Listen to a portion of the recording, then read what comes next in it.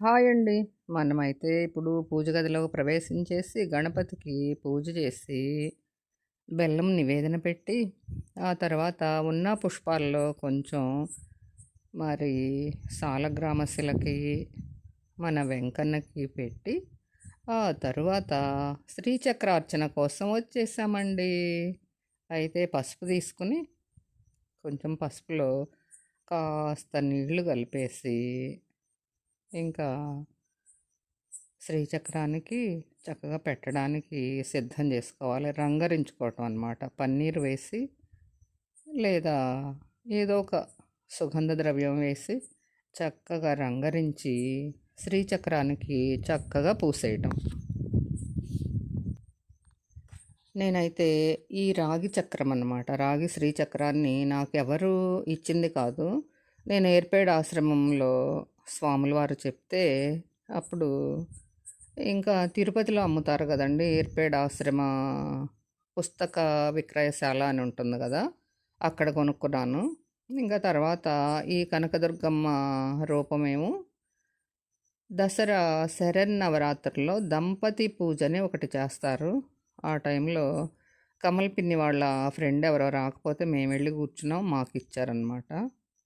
తర్వాత ఇంకా గోమాతని అట్లా ప్రక్కన పెట్టేసుకుని ఫస్ట్ మెయిన్గా శ్రీచక్రానికి చక్కగా పసుపు మొత్తంగా మెత్తేసి అలాగే చేస్తా.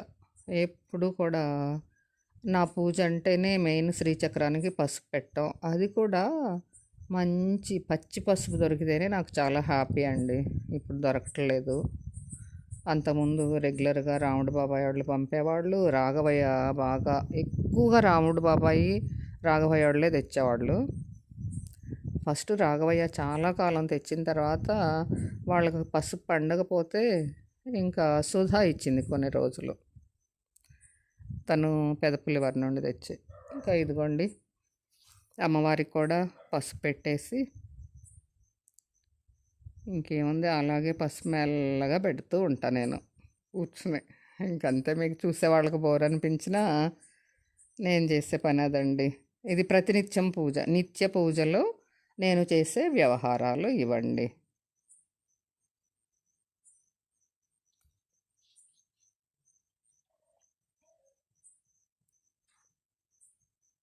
ఓ చేసి చేసి చేసి చేసి బోళ్ళు సేపు చేస్తున్నట్టు అనిపిస్తుంది కదా మీకు. అంతే. మరి గోమాతకు కూడా కాస్త పసుపు మెత్తటం చూడండి. అలాగే చిన్నగా పెడుతూ ఉంటాను. వాయిస్ రేజ్ చేసి మాట్లాడితే బాగుంటుంది అంటుంది లలిత. లలిత, నువ్వు వీడియోలు చూస్తావో లేదో కానీ నేనైతే మాత్రం నిన్ను తలుచుకుంటా డైలీ. ఎందుకంటే చిన్న గొంతుతో ఎందుకు పావని, పెద్ద గొంతుతో మాట్లాడవచ్చు కదా అని అన్నావు కదా, అందుకోసం నువ్వు గుర్తుండిపోయావు. ఇంకా తర్వాత గంధం అన్నమాట. గంధం శ్రీం అని రాయడానికి మాత్రం బ్రష్ ఉపయోగిస్తానండి మామూలుగా అయితే. ఈరోజు వేలితోటే శ్రీం రాశానన్నమాట. అది వేలితో అంత బాగా రాదండి. బ్రష్ తోటైనా పసుపు ఓ ప్రక్క నుండి జరిగిపోతూ ఉంటుంది. అందుకోసం నామ ముగ్గేస్తాను చూసారా మన ఉంగరపు వేలితో, అలా శ్రీం రాశా నేను. చూడండి. దానికి మెల్లగా అలా శ్రీంకి సున్నా చుట్టేసి క్రావడివ్వడం. శ్రీం అంతే.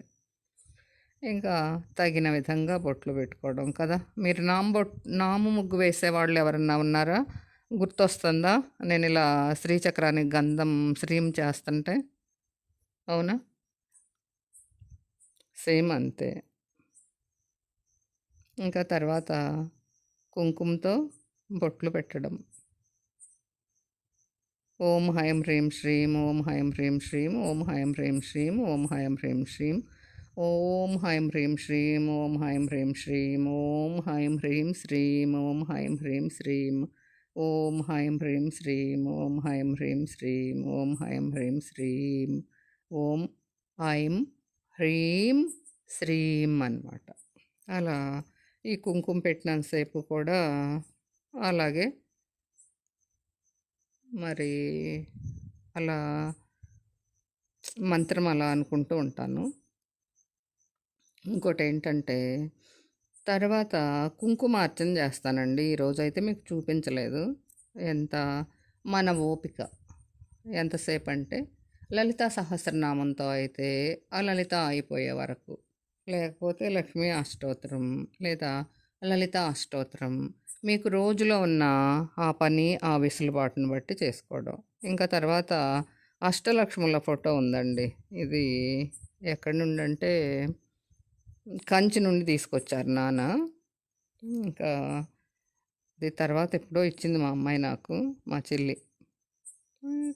ఆ కంచిలో బల్లికి, బంగారు బల్లికి ఒక బొట్టు, అష్టలక్ష్ములకి మధ్యలో అమ్మవారికి ఒక బొట్టు పెట్టేసి, ఆ తర్వాత ఇంకా పుష్పాలంకరణ. అమ్మవారి ఒడిలో ఒక మందార పుష్పం చక్కగా ఒడిలో ఆమరింది కదా! బావుంది గదండీ! కదా! అలా అన్నమాట. ఇంకా నెక్స్టు ఇప్పుడు శ్రీచక్రానికి అలంకరణ. అది కూడా ఎక్కువ పుష్పాలు పూయవు గదండీ వేసవికాలంలో. కొంచెమే పూసినాయి అన్నమాట మందారాలు. అంతకుముందయితే ఎన్నో పూసాయి. ఇప్పుడైతే తులసి, వెండి తులసి. ఇది అబ్బాయి గారు ఇచ్చారండి. పెద్దవరం ధర్మకర్త, గుడి ధర్మకర్త. ఆయన మా గృహప్రవేశానికి తీసుకొచ్చి ఇచ్చారు. వెండి తులసి. ఈ తులసి మాతకు కూడా ఒక చిన్న బొట్టు పెట్టి, ఒక పుష్పం పెట్టి పెట్టడం అలవాటు. ఇప్పుడు పుష్పాలు చాలా కొదవగా ఉన్నాయి కాబట్టి ఏదో కొంచెంతో సర్దుబాటు చేశాను. చూడండి, ఒకే ఒక మందార పువ్వుతోటి అమ్మవారిని అలంకరణ అయిపోయింది. ఇంకా ఇప్పుడు ఆ స్టాండు చిన్న పీట వేసి తులసమ్మను కూర్చోబెట్టాను. ఓకేనా? అలా జరిగింది. ఇంకా కాశీ అన్నపూర్ణమ్మ వచ్చేసిందండోయ్! ఈ తల్లికి కూడా కొంచెం ఈ బంగారు తల్లికి, అంటే బంగారంతో ఉందని కాదు నా ఉద్దేశం, రూప తీసుకొచ్చింది నాకు. కాశీ అన్నపూర్ణ. ఈమె కూడా కొంచెం గంధం పెట్టి ఒక బొట్టు పెట్టడం అన్నమాట. అదండి సంగతి. ఇంకా తర్వాత మీకు దీపారాధన అవన్నీ ఏమీ చూపించట్లేదు.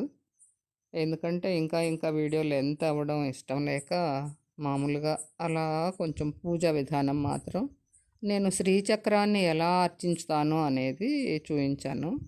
అదేంటంటే, ఇంకా అన్నం వండేసిన తర్వాత అన్నం నివేదన పెడతానండి. నేను చేసే పని అది. అయితే కొబ్బరికాయ ఒకటి కొడుతుంటాం అంతే.